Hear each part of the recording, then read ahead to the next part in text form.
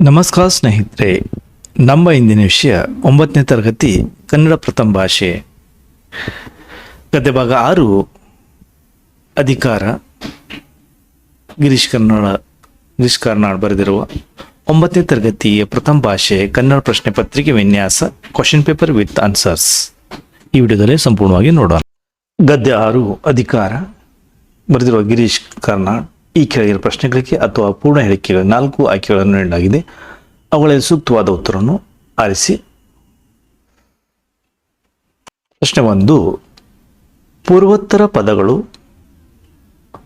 ಅಂಶಾಶಿ ಭಾವ ಸಂಬಂಧ ಹೊಂದಿರುವ ಸಮಾಸ. ತತ್ಪುರುಷ ಸಮಾಸ, ಅಂಶಿ ಸಮಾಸ, ಬಹುವ್ರೀಹಿ ಸಮಾಸ, ದ್ವಂದ್ವ ಸಮಾಸದಲ್ಲಿ ಇಲ್ಲಿ ಅಂಶಿ ಸಮಾಸ ಉತ್ತರವಾಗಿದೆ. ಪ್ರಶ್ನೆ 2, ಪೂರ್ವೋತ್ತರ ಪದಗಳೆಲ್ಲವೂ ನಾಮಪದಗಳಾಗಿದ್ದು ಎಲ್ಲ ಪದಗಳ ಅರ್ಥ ಪ್ರಧಾನವಾಗಿರುವ ಸಮಾಸ. ತತ್ಪುರುಷ ಸಮಾಸ, ಅಂಶಿ ಸಮಾಸ, ಬಹುವ್ರೀಹಿ ಸಮಾಸ, ದ್ವಂದ್ವ ಸಮಾಸದಲ್ಲಿ ಉತ್ತರ ಇಲ್ಲಿ ದ್ವಂದ್ವ ಸಮಾಸವಾಗಿರುತ್ತದೆ. ಪ್ರಶ್ನೆ 3, 2 ಅಥವಾ ಅನೇಕ ಪದಗಳು ಸೇರಿ ಸಮಾಸವಾಗುವಾಗ ಅನ್ಯ ಪದಗಳ ಅರ್ಥ ಪ್ರಧಾನವುಳ್ಳ ಸಮಾಸ. ಕರ್ಮಧಾರಯ ಸಮಾಸ, ಅಂಶಿ ಸಮಾಸ, ಬಹುವ್ರೀಹಿ ಸಮಾಸ, ದ್ವಂದ್ವ ಸಮಾಸದಲ್ಲಿ ಇಲ್ಲಿ ಬಹುವ್ರೀಹಿ ಸಮಾಸ ಉತ್ತರವಾಗಿದೆ. ಪ್ರಶ್ನೆ 4, ಅಂಗೈ ಈ ಸಮಾಸಕ್ಕೆ ಉದಾಹರಣೆಯಾಗಿದೆ. ಕರ್ಮಧಾರೆ, ಅಂಶಿ, ಬಹುವ್ರೀಹಿ, ದ್ವಂದ್ವ ಸಮಾಸ. ಉತ್ತರ ಅಂಶಿ ಸಮಾಸ. ಅಂಶಿ ಸಮಾಸ. ಪ್ರಶ್ನೆ 5, ಮುಂಬಾಗಿಲು ಪದದ ಸಮಾಸ. ತತ್ಪುರುಷ ಸಮಾಸ, ಅಂಶಿ ಸಮಾಸ, ದ್ವಂದ್ವ ಸಮಾಸ, ಬಹುವ್ರೀಹಿ ಸಮಾಸದಲ್ಲಿ ಉತ್ತರ ಅಂಶಿ ಸಮಾಸ. ಪ್ರಶ್ನೆ 6, ದ್ವಂದ್ವ ಸಮಾಸಕ್ಕೆ ಉದಾಹರಣೆಯಾಗಿರುವ ಪದ. ಕುಡಿಯುಪ್ಪು, ನಾಲೋಗ, ಅರಮನೆ, ಗಿಡಮರ, ಬಳ್ಳಿಗಳು. ಉತ್ತರ ಗಿಡಮರ, ಬಳ್ಳಿಗಳು. ಪ್ರಶ್ನೆ 7, ಮುಕ್ಕಣ್ಣ ಪದವು ಈ ಸಮಾಸವಾಗಿದೆ. ತತ್ಪುರುಷ ಸಮಾಸ, ಅಂಶಿ ಸಮಾಸ, ಬಹುವ್ರೀಹಿ ಸಮಾಸ, ದ್ವಿಗು ಸಮಾಸದಲ್ಲಿ ಉತ್ತರ ಬಹುವ್ರೀಹಿ ಸಮಾಸ. ಸಿ ಬಹುವ್ರೀಹಿ ಸಮಾಸವಾಗಿದೆ. ಪ್ರಶ್ನೆ 8, ಬಹುವ್ರೀಹಿ ಸಮಾಸಕ್ಕೆ ಉದಾಹರಣೆಯಾದ ಪದ. ಹಿಂದಲೆ, ಗಿರಿವನ ದುರ್ಗಗಳು, ಚಕ್ರಪಾಣಿ. ಉತ್ತರ ಚಕ್ರಪಾಣಿ. ಪ್ರಶ್ನೆ 9, ಕರಿತು ರಥಗಳು ಸಮಾಸಕ್ಕೆ ಉದಾಹರಣೆಯಾಗಿದೆ. ದ್ವಿಗು ಸಮಾಸ, ದ್ವಂದ್ವ ಸಮಾಸ, ಅಂಶಿ ಸಮಾಸ, ಬಹುವ್ರೀಹಿ ಸಮಾಸದಲ್ಲಿ ಉತ್ತರ ದ್ವಂದ್ವ ಸಮಾಸ. ಪ್ರಶ್ನೆ 10, ರಾಜಾದಿರಾಜ ಈ ಸಂಧಿಗೆ ಉದಾಹರಣೆಯಾಗಿದೆ. ಆಗಮ ಸಂಧಿ, ಸುವರ್ಣ ದೀರ್ಘ ಸಂಧಿ, ಗುಣಸಂಧಿ, ಎಣಸಂಧಿ. ಸುವರ್ಣ ದೀರ್ಘ ಸಂಧಿ ಉತ್ತರ. ಪ್ರಶ್ನೆ 11, ಸುವರ್ಣ ದೀರ್ಘ ಸಂಧಿ ಪದ. ದಿಗಂತ, ಬಿರುದಾವಳಿ, ಮಳೆಗಾಲ, ಶಿವಾಲಯ. ಉತ್ತರ ಶಿವಾಲಯ. ಪ್ರಶ್ನೆ 12, ಅನಸ್ತೈತಿ ಪದದ ಗ್ರಾಂಥಿಕ ರೂಪ. ಅನಿಸುತ್ತದೆ, ಅನಸತ್ತೆ, ಅನಸ ಐತಿ, ಅನಸತ್ತದೆ, ಅನಿಸುತ್ತದೆ. ಉತ್ತರ ಅನಿಸುತ್ತದೆ. ಇದು ಅನಿಸುತ್ತದೆ, ಅನಿಸುತ್ತದೆ. ಉತ್ತರ ಎ. ಪ್ರಶ್ನೆ 13, ಸಾಂಸ್ಕೃತಿಕ ಪದಗಳ ತದ್ಭವ ರೂಪ. ಸಸುಂತ, ಸಕುಂತ, ಸಕ್ಕದ, ಸಂಸ್ಕಾರ, ಸಕ್ಕದ. ಪ್ರಶ್ನೆ 14, ಕೈಯಾಗ ಪದದ ಗ್ರಾಂಥಿ ರೂಪ. ಕೈಯಲ್ಲಿ, ಕೈ ಆಗ, ಕೈದಾಗ, ಕೈನಾಗ, ಕೈಯಲ್ಲಿ. ಉತ್ತರ ಕೈಯಲ್ಲಿ ಅಂದರೆ ಒಂದನೇದು ಕೈಯಲ್ಲಿ. ಎರಡನೇದು ಈ ಕೆಳಗಿನ ಪದಗಳಲ್ಲಿ ಮೊದಲೆರಡು ಪದಗಳಿರುವ ಸಂಬಂಧಂತೆ ಮೂರನೇ ಪದಕ್ಕೆ ಹೊಂದಿರುವ ಸಂಬಂಧವನ್ನು ಬರೆಯಿರಿ. ಪ್ರಶ್ನೆ 15, ಸಂಗಾಟ, ಸಂಗಡ, ಕರೆ, ನಿಜ.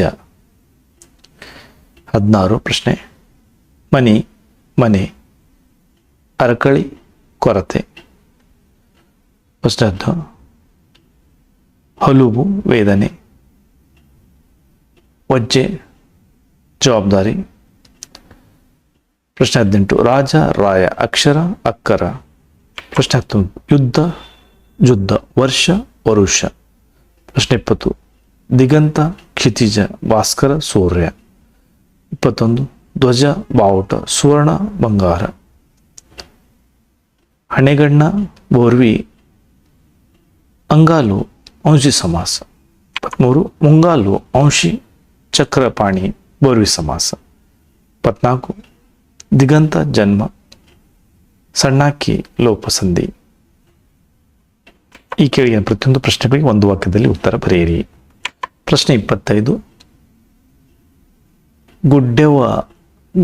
ಗುಡ್ಡೆವ್ವಗೆ ಸೊಸೆ ಬಗ್ಗೆ ಬಸವಣ್ಣವರು ಏನೆಂದು ಹೇಳಿದರು? ಉತ್ತರ: ನಿನ್ನ ಸೊಸೆ ಇನ್ನೂ ಸಣ್ಣಾಕಿ, ಅಂದಹಾಗೆ ನೀ ಸ್ವಲ್ಪ ಸಂಭಾಳಿಸಿಕೊಳ್ಬೇಕೆಂದು ಹೇಳಿದರು. ಪ್ರಶ್ನೆ 26 ಗುಡ್ಡೆವ್ವ ಯಾರ ಗೀತೆಯನ್ನು ಚೆನ್ನಾಗಿ ಹಾಡುತ್ತಾಳೆ? ಉತ್ತರ: ಗುಡ್ಡೆವ್ವ ಮಾದರ ಚೆನ್ನಯ್ಯನ ಗೀತೆಯನ್ನು ಚೆನ್ನಾಗಿ ಹಾಡುತ್ತಾಳೆ. ಪ್ರಶ್ನೆ 27 ಒಂದೆರಡು ದಿನದ ಮಟ್ಟಿಗೆ ಮನೆಯ ಜವಾಬ್ದಾರಿಯನ್ನು ಯಾರಿಗೆ ಕೊಡಲು ಬಸವಣ್ಣ ಹೇಳಿದರು? ಉತ್ತರ: ಒಂದೆರಡು ದಿನ ಮಟ್ಟಿಗೆ ಮನೆ ಜವಾಬ್ದಾರಿಯನ್ನು ಸೊಸೆಗೆ ಕೊಡಲು ಬಸವಣ್ಣ ಹೇಳಿದರು. ಪ್ರಶ್ನೆ 28 ಬಸವಣ್ಣನು ಗುಡ್ಡೆವ್ವಳನ್ನು ಎಲ್ಲಿಗೆ ಬಂದು ಹಾಡಲು ಹೇಳಿದರು? ಉತ್ತರ: ಬಸವಣ್ಣನು ಗುಡ್ಡೆವ್ವಳನ್ನು ಸಂಗಯ್ಯನ ಮಾಮನೆಗೆ ಬಂದು ಹಾಡಲು ಹೇಳಿದರು. ಪ್ರಶ್ನೆ 29 ಬಿಜ್ಜಳನ ಬಿರುದಾವಳಿಗಳನ್ನು ರಚಿಸಿದವರು ಯಾರು? ಉತ್ತರ: ಬಿಜ್ಜಳದ ಬಿರುದಾವಳಿಗಳನ್ನು ಮಂಚಣ್ಣ ಕ್ರಮಿತನು ರಚಿಸಿದನು. ಪ್ರಶ್ನೆ 30 ಮಂಚಣ್ಣ ಕ್ರಮಿತನು ಯಾವ ಭಾಷೆಗೆ ಪ್ರಾಧಾನ್ಯತೆ ನೀಡಿದನು? ಮಂಚಣ್ಣ ಕ್ರಮಿತನು ಸಾಂಸ್ಕೃತಿಕ ಭಾಷೆಗೆ ಪ್ರಾಧಾನ್ಯತೆ ನೀಡಿದನು. ಪ್ರಶ್ನೆ 31 ಬಿಜ್ಜಳನು ತನ್ನ ಮಗನ ಬಗ್ಗೆ ಏನೆಂದು ಹೇಳಿದನು? ಉತ್ತರ: ಬಿಜ್ಜಳನು ತನ್ನ ಮಗ ದಡ್ಡ, ಅರಿವಿಲ್ಲದವನೆಂದು ಹೇಳಿದನು. ಪ್ರಶ್ನೆ 32 ಬಸವಣ್ಣವರ ಪ್ರಕಾರ ರಾಜ್ಯಭಾರ ಎಂದರೇನು? ಉತ್ತರ: ಬಸವಣ್ಣವರ ಪ್ರಕಾರ ರಾಜ್ಯಭಾರ ಎಂದರೆ ಅದೊಂದು ಕಾಯಕ. ಪ್ರಶ್ನೆ 33 ಬಿಜ್ಜಳನು ಯಾರ ಸಾಮಂತ ದೊರೆಯಾಗಿದ್ದನು? ಉತ್ತರ: ಬಿಜ್ಜಳನು ಚಾಳುಕ್ಯರ ಸಾಮಂತ ದೊರೆಯಾಗಿದ್ದನು. ಪ್ರಶ್ನೆ 34 ಬಿಜ್ಜಳನೊಂದಿಗೆ ಬಂದ ಬ್ರಾಹ್ಮಣನ ಹೆಸರೇನು? ಉತ್ತರ: ಬಿಜ್ಜಳನೊಂದಿಗೆ ಬಂದ ಬ್ರಾಹ್ಮಣ ಮಂಚಣ್ಣ ಕ್ರಮಿತ. ಪ್ರಶ್ನೆ 35 ಗುಡ್ಡೆವ್ವ ಮುದುಕಿಯು ನಾಚಿಕೊಂಡಿದ್ದೇಕೆ? ಉತ್ತರ: ಬಸವಣ್ಣನನ್ನು ಗುಡ್ಡೆವ್ವ ನಿನ್ನ ಧ್ವನಿ ಬಹಳ ಚೆನ್ನಾಗಿದೆ ಎಂದು ಕೇಳಿದ್ದೇನೆ, ಮಾದರ ಚೆನ್ನಯ್ಯನ ಗೀತೆಯನ್ನು ಬಹಳ ಚೆನ್ನಾಗಿ ಹಾಡುತ್ತೀಯಂತೆ ಎಂಬ ಮಾತನ್ನು ಕೇಳಿ ನಾಚಿಕೊಂಡಳು. ಪ್ರಶ್ನೆ 36 ಬಿಜ್ಜಳನ ಪತ್ನಿ ಹೆಸರೇನು? ಉತ್ತರ: ಬಿಜ್ಜಳನ ಪತ್ನಿ ಹೆಸರು ರಂಭಾವತಿ. ಪ್ರಶ್ನೆ 37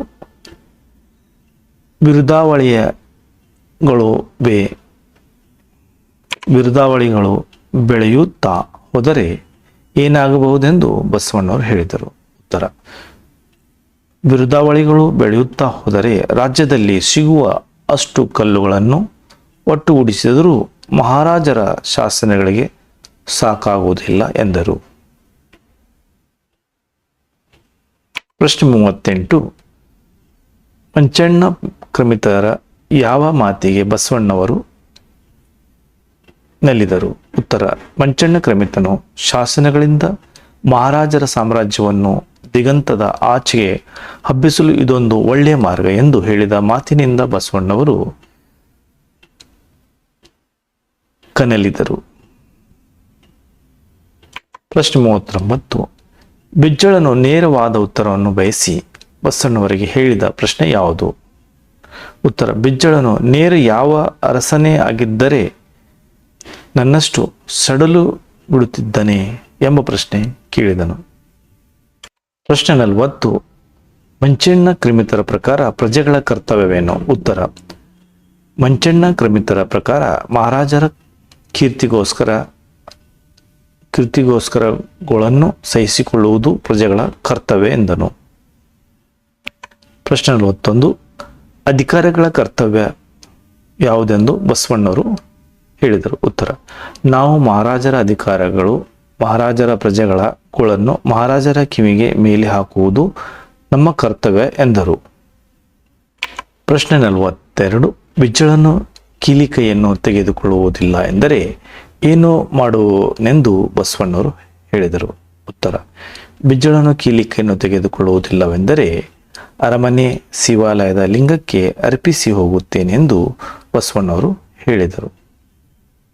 ಈ ಕೆಳಗಿನ ಪ್ರಶ್ನೆಗಳಿಗೆ 3 ಅಥವಾ 4 ಉತ್ತರಗಳಲ್ಲಿ ಬರೆಯಿರಿ. ಪ್ರಶ್ನೆ 43. ಶಾಸನಗಳ ರಚನೆ ಬಗ್ಗೆ ಮಂಚಣ್ಣ ಆಕ್ರಮಿತನು ಏನೆಂದು ಹೇಳಿದನು? ಉತ್ತರ: ಮಹಾರಾಜರು ತಮ್ಮ ಸಾಮ್ರಾಜ್ಯವನ್ನು ದಿಗಂತದಾಚೆಗೂ ವರ್ಧಿಸಲಿಕ್ಕೆ ಇದಕ್ಕಿಂತ ಒಳ್ಳೆಯ ಪ್ರಚೋದನೆ ಇನ್ಯಾವುದಿದೆ? ಚೋಳ ಪಾಂಡ್ಯರ ರಾಜ್ಯ ಅಲ್ಲಿ ಸಂಸ್ಕೃತಿಗಿಂತ ಹೆಚ್ಚಾಗಿ ಅಲ್ಲಿಯ ಶಿಲೆಗಳ ಸಲುವಾಗಿ ಹೆಸರಾಗಿರುವುದು ನಮಗೆ ಅನುಕೂಲ ಎಂದು ಹೇಳಿದನು. ಪ್ರಶ್ನೆ 44. ಬಿಜ್ಜಳನು ಬಸವಣ್ಣನ ಕೆಲಸದ ಬಗ್ಗೆ ಏನೆಂದು ಹೇಳಿದನು? ಉತ್ತರ: ಬಿಜ್ಜಳನು 4-5 ವರ್ಷ ಆದವು, ಹಬ್ಬ ಹರಿದಿನ ಬಿಟ್ಟರೆ ನೀ ಅರಮನೆ ಅಂತ್ಯಾಕ ಹಾದಿಲ್ಲ ನಾಯಕಂತ ಕೇಳಿಲ್ಲ. ಮಹಾರಾಜರಿಗೂ ಭಂಡಾರಿಗೂ ಬಸವಣ್ಣಗೂ ಮುರುಗಡೆ ಆಗಿತ್ತೆ. ಇಡೀ ರಾಜ್ಯ ಆಡಿಕೊಳ್ಳೋಕ್ಕೆ ಹತ್ತೈತಿ. ಹಿಂಗಿದು ನಾ ಈ ಭಂಡಾರದ ಕೀಲಿಕೈ ಹೊಳ್ಳಿ ಇಸ್ಕೊಳ್ಳಲಿಲ್ಲ.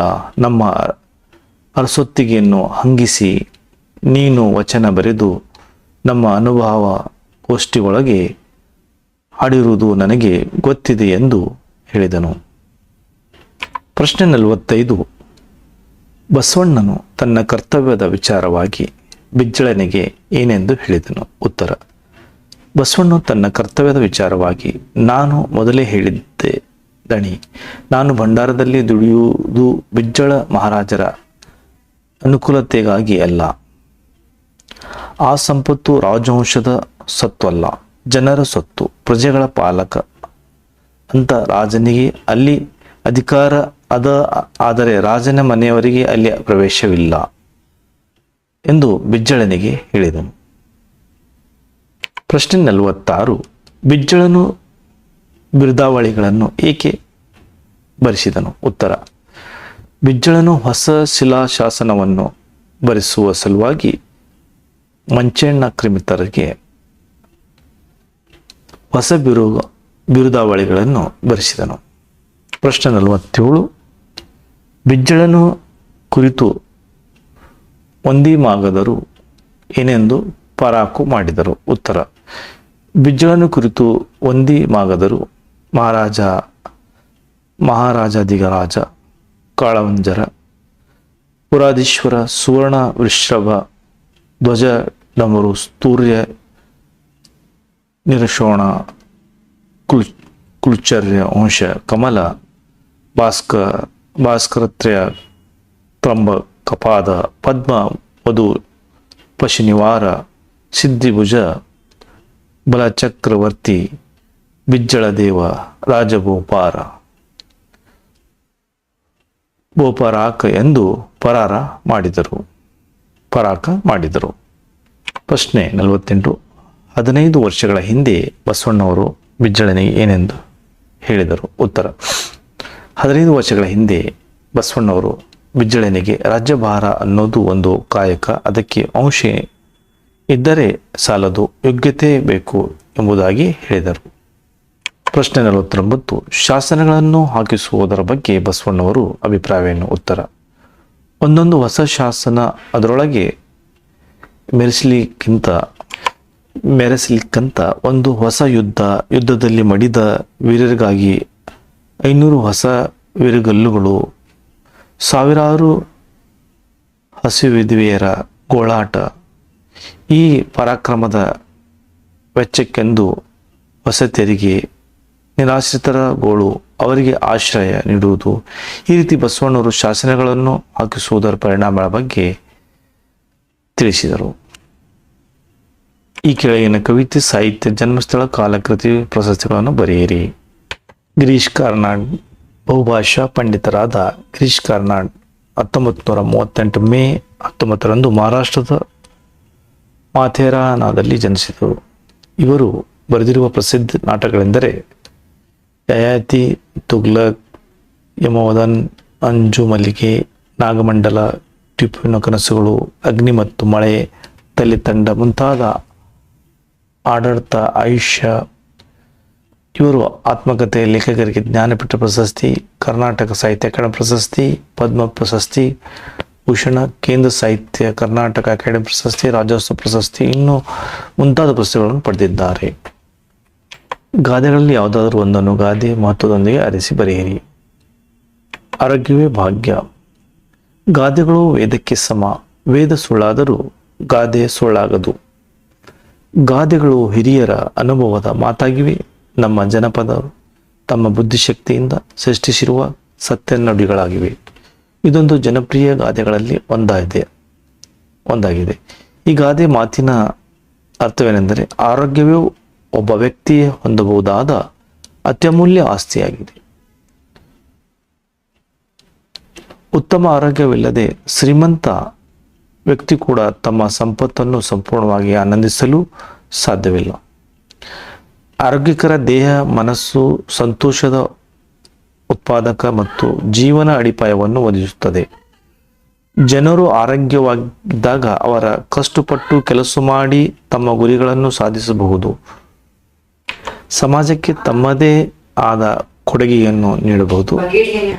ಅದಕ್ಕೆ ವ್ಯತಿರಿಕ್ತವಾಗಿ ಆರೋಗ್ಯವೇ ಇರದಿದ್ದರೆ ಒಬ್ಬರ ಸಾಮರ್ಥ್ಯಗಳನ್ನು ಮಿತಿಗೊಳಿಸುತ್ತದೆ. ಆಗಾಗ ಒತ್ತಡ, ಸಂಕಟ, ಆರ್ಥಿಕ ಹೊರೆಗೆ ಕಾರಣವಾಗುತ್ತದೆ.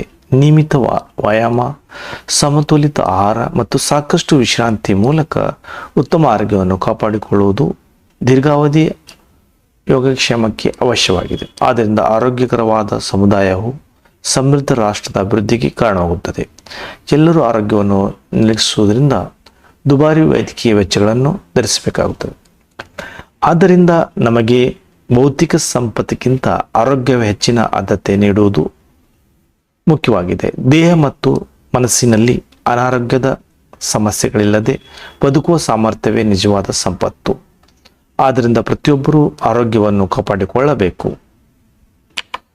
ಕಟ್ಟಿದ್ದು ತನಗೆ, ಬಚ್ಚಿಟ್ಟದ್ದು ಪರರಿಗೆ. ಕಟ್ಟಿದ್ದು ತನಗೆ, ಬಚ್ಚಿಟ್ಟಿದ್ದು ಪರರಿಗೆ. ಗಾದೆಗಳು ವೇದಕ್ಕೆ ಸಮ. ಗಾದೆಗಳು ವೇದಕ್ಕೆ ಸಮ. ವೇದ ಸುಳ್ಳಾದರೂ ಗಾದೆ ಸುಳ್ಳಾಗದು. ಗಾದೆಗಳನ್ನು ಹಿರಿಯರ ಅನುಭವ ಮಾತಾಗಿವೆ. ನಮ್ಮ ಜನಪದರು ತಮ್ಮ ಬುದ್ಧಿಶಕ್ತಿಯ ಸೃಷ್ಟಿಸಿರುವ ಸತ್ಯದ ನುಡಿಗಳಾಗಿವೆ. ಇದೊಂದು ಜನಪ್ರಿಯ ಗಾದೆಗಳಲ್ಲಿ ಒಂದಾಗಿದೆ. ಈ ಗಾದೆ ಮಾತಿನ ಅರ್ಥವೇನೆಂದರೆ, ಕೊಟ್ಟಿದ್ದು ತನಗೆ ಬಚ್ಚಿಟ್ಟಿದ್ದು ಪರರಿಗೆ. ಕೊಟ್ಟು ಕೆಟ್ಟ ನೆನಬೇಡ, ಅದು ಮುಂದೆ ಕಟ್ಟಿಹುದು ಬುದ್ಧಿ ಎಂದು ಸರ್ವಜ್ಞ ಕವಿ ಹೇಳಿದ್ದಾರೆ. ನಾವು ಇನ್ನೊಬ್ಬರಿಗೆ ಮನಪೂರ್ವಕವಾಗಿ ಕೊಟ್ಟಿದ್ದು ಪ್ರತಿಫಲ ನೀಡುತ್ತದೆ. ಇನ್ನೊಬ್ಬರಿಗೆ ಕೊಡದೆ ತಾನು ಅನುಭವಿಸದೆ ಜಿಪುಣತನದಿಂದ ಕೂಡಿಟ್ಟರೆ ಅದು ಅನ್ಯರ ಪಾಲಾಗುವುದು. ಕೊಡುವುದನ್ನು ಕೂಡ ಅಗತ್ಯವಿರುವವರಿಗೆ ಮಾತ್ರ ಕೊಟ್ಟರೆ ಅವರ ಬದುಕು ಸಹನಾಗಿ ಅವರು ನಮ್ಮನ್ನು ನೆನಪಿಸಿಕೊಳ್ಳುತ್ತಾರೆ. ಕೊಡುವುದರಿಂದ ನಮಗೆ ಪುಣ್ಯ ಬರುತ್ತದೆ ಎಂಬುದು ಭಾರತೀಯರ ನಂಬಿಕೆ. ಈ ಪುಣ್ಯವು ಮುಂದೆ ನಮ್ಮನ್ನು ಕಾಪಾಡುತ್ತದೆ, ಮುಂದಿನ ಬದುಕಿಗೆ ದಾರಿದೀಪವಾಗಿರುತ್ತದೆ. ಹೀಗಾಗಿ ಬಚ್ಚಿಡುವುದು ಒಳ್ಳೆಯದಲ್ಲ. ಬಚ್ಚಿಡುವುದರಿಂದ ಕಳ್ಳರ ಪಾಲಾಗಬಹುದು. ಕೆಲವರು ನೆಲದಲ್ಲಿ ಬಚ್ಚಿಡುತ್ತಾರೆ, ಅದು ಕ್ರಮೇಣ ನಾಶವಾಗಬಹುದು. ಆದರೆ ಬದಲು ಇದ್ದಾಗ ಸಂಸ್ಕೃತರಿಗೆ ಕೊಟ್ಟು ಮುಂದೆ ನಮಗೆ ಅವಶ್ಯಕತೆ ಇದ್ದಾಗ ದೊರಕುತ್ತದೆ ಎಂಬ ನಂಬಿಕೆ ಇದೆ. ಇದ್ದಾಗ ಅವಶ್ಯಕತೆ ಇರುವವರಿಗೆ ಕೊಡು, ಮುಂದೆ ನನಗೆ ಅವಶ್ಯಕತೆ ಇದ್ದಾಗ ತಂತಾನೇ ದೊರೆಯುತ್ತದೆ. ಈ ಕೆಳಗಿನ ವಾಕ್ಯ ಹೇಳಿಕೆಗಳ ಸಂದರ್ಭ ಮತ್ತು ಸ್ವಾರಸ್ಯಗಳನ್ನು ಬರೆಯಿರಿ.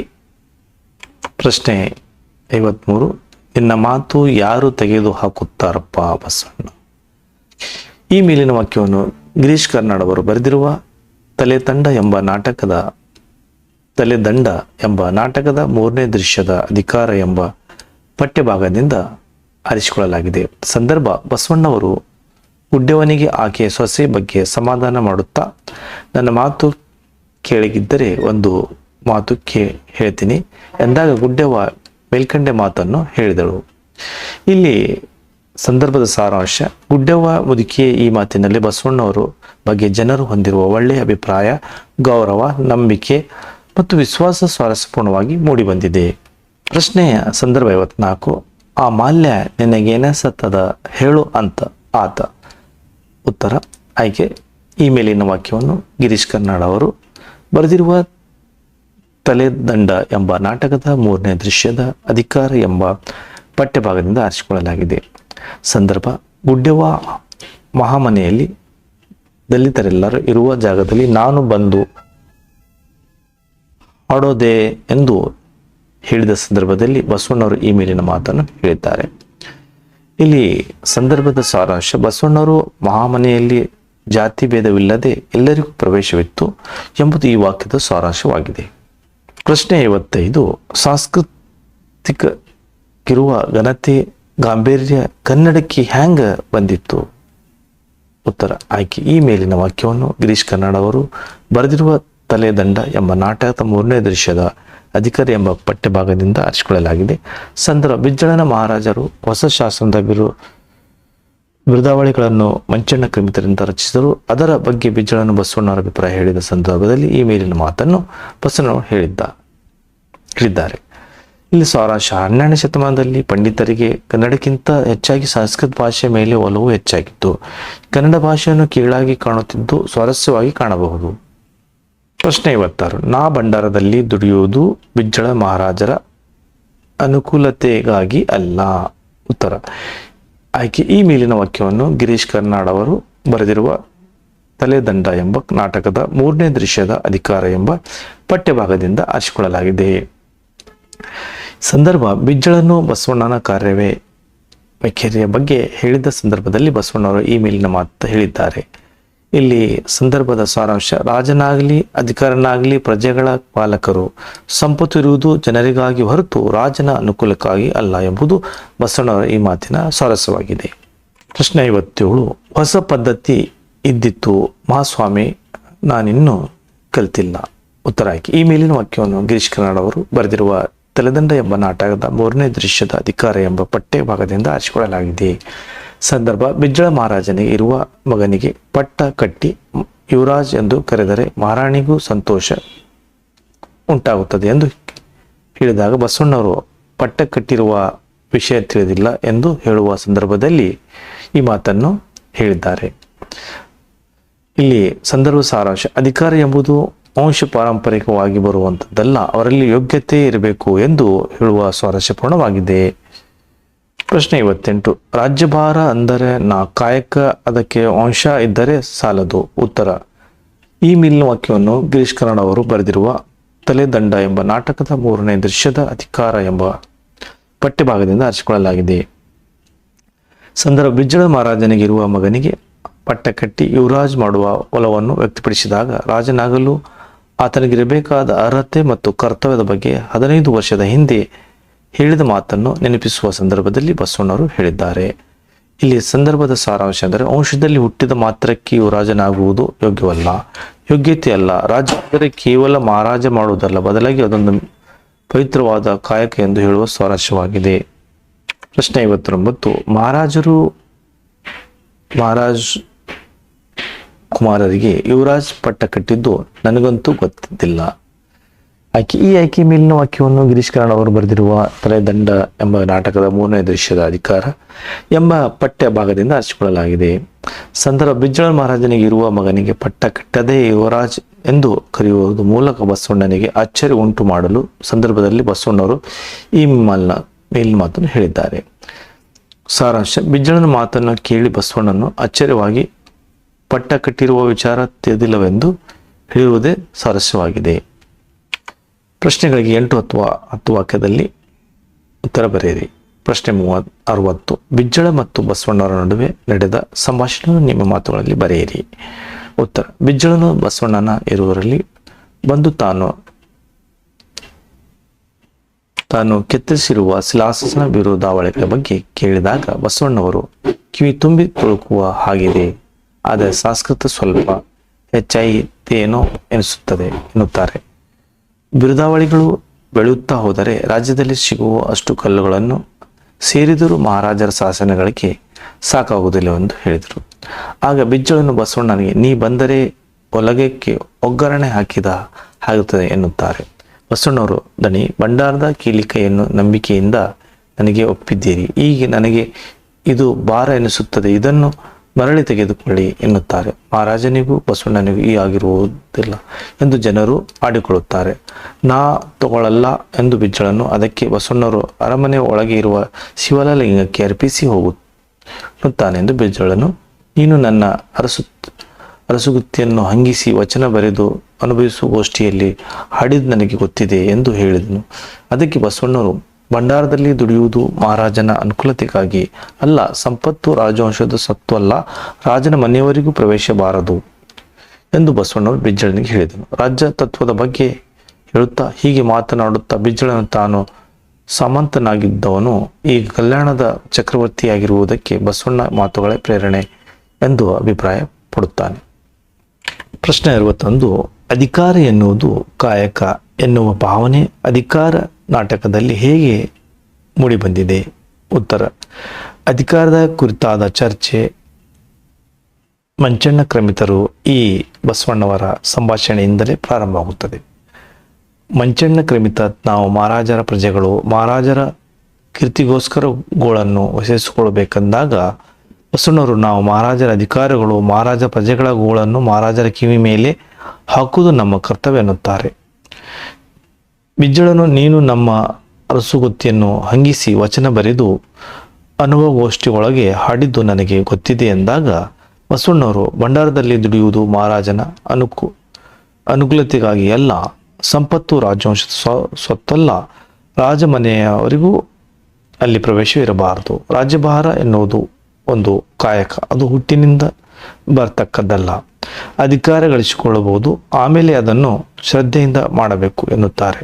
ಬಸವಣ್ಣ 15 ವರ್ಷಗಳ ಹಿಂದೆ ಹಿಡಿದಂತೆ ರಾಜ್ಯಭಾರ ಎನ್ನುವುದು ಕಾಯಕ, ಅದಕ್ಕೆ ಅಂಶ ಇದ್ದರೆ ಸಾಲದು, ಯೋಗ್ಯತೆ ಬೇಕು ಎಂಬ ಮಾತಿನಿಂದಲೇ ಚಾಲುಕ್ಯರನ್ನು ಸೋಲಿಸಿ ತಾನು ಕಲ್ಯಾಣದ ಚಕ್ರವರ್ತಿಯಾದನು ಸ್ಮರಿಸುತ್ತಾನೆ. ಬಿಜ್ಜಳು ಹೀಗೆ ಅಧಿಕಾರ ಎನ್ನುವುದು ಕಾಯಕ ಎನ್ನುವ ಭಾವನೆ ಅಧಿಕಾರ ನಾಟಕದಲ್ಲಿ ಮೂಡಿಬಂದಿದೆ.